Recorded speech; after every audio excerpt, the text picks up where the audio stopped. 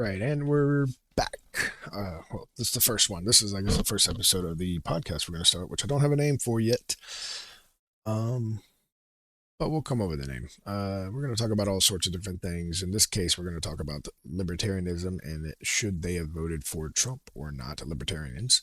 Because I just got out of the Twitter Spaces with Dave Smith and a bunch of libertarians and a bunch of random people who weren't libertarians, actually. Uh, and openly admitted they weren't libertarians, which I thought was a little weird. But I just wanted to kind of give my 2 cents. We'll probably start doing weekly kind of podcast things where I'll talk about random different topics, as you can see right now in front of me. I keep just saving random topics to discuss. So we'll go over a bunch of different things. Some will be political, some will just be like cool, some will be crypto related, like we're at Bitcoin right here. We're going to probably talk about that, which I think will, not financial advice, but I think we'll probably hover. It might pump up to almost 100, and then I think it's gonna probably plummet back down a little bit, not that far, but somewhere in here, and then it'll jump back up. But we'll see. Right now, you're looking at 97 on that. But anyways, back to the spaces with Dave Smith, and as a libertarian, were you should you have voted for Trump, or were you getting rid of your ideals by doing it? One, I think this realistically should have ended in 5-10 minutes. It's really, Dave Smith brings this up quite a bit. It's kind of a binary choice at the moment, right? And I kind of brought this up as well in a different aspect. If we were comparing Bush and Kamala, then yes, maybe making the choice for whoever the LP candidate was would have been a better choice, right? But in this case, we're talking about Kamala, who is definitely a negative, right? You're got a binary choice here. Kamala, who's not just like an even choice, like a non-libertarian choice. She's a negative. Like she's definitely going to increase government control, definitely going to increase more wars, definitely going to increase government spending. So she's a negative toward the Libertarian Party. You could vote for Chase, in the LP candidate, but that gets you nowhere. He's not winning.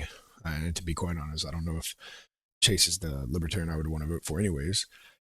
Or you can vote for Trump, who is slightly, just slightly, but he's definitely got a team around him who lean more, at least some of them lean more libertarian. And even Trump himself, to be quite honest, and I made this point, again, Trump is by no means a libertarian, but he is probably the most libertarian esque president, which I'm not saying is a lot, but more than any other president in the last 30 years, probably much longer, but I just don't want to go back thinking that far back. But certainly in the last 20, 30 years, he is by far the most libertarian leaning president we've had. I mean, again, he's a president who doesn't want wars. He's a president who doesn't want regulation and wants to cut regulation. At least he says he does. While he was president, he released numerous amounts of people who were unjustly criminalized. So there's a lot of things as a libertarian you could like. Obviously, there's also a lot you could hate. No one's perfect. We don't live in a perfect world. Politics is not perfect. It's messy. It's not going to be. I mean, even if somehow the Libertarian Party could have gotten in, right? Let's say it was Chase. Even within the Libertarian Party, no one is perfect. Like no one agrees on everything. Um, so to think, there's a lot of libertarians out there who just have this like, oh, it has to be 100%. I'm gonna essentially virtue signal that I'm the best libertarian out there. That's a fallacy. It's unrealistic. It's not something that is reality. Those people are no different than the far left and the far right, and I guess you have them in every party. But people who live in a fantasy world where that's not realistic. We all want to strive for that ideal system, and that's what makes it an ideology. It's something to strive for. It is the goal to strive for.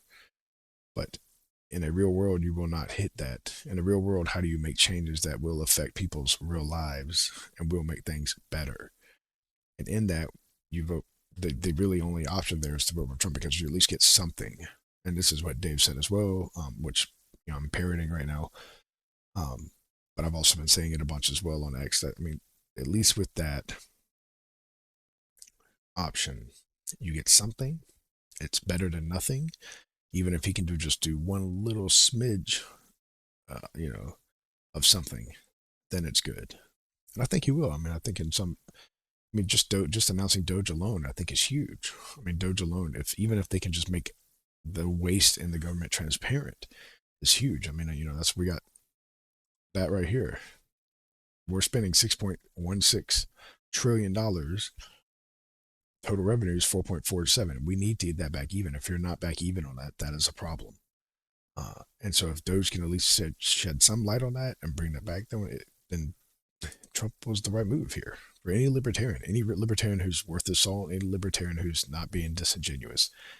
It's the only and obvious answer.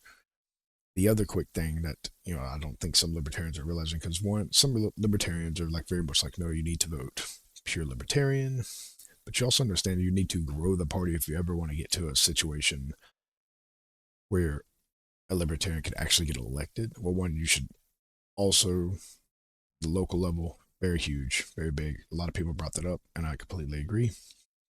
But to the presidential level, you have to get what a libertarian is, the values and ideals of that, into the mainstream mind of the social consciousness. And if you don't do that, or until you do that, you're never going to be able to get a real libertarian elected president. And at least when you get someone like Trump elected, who can have people like Vivek, I understand RFK Jr. is not like a quote unquote true libertarian, but my point is he will be using the word libertarian.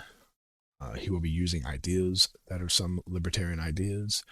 Same with Vivek, same with, I mean, to be honest, Elon and Doge.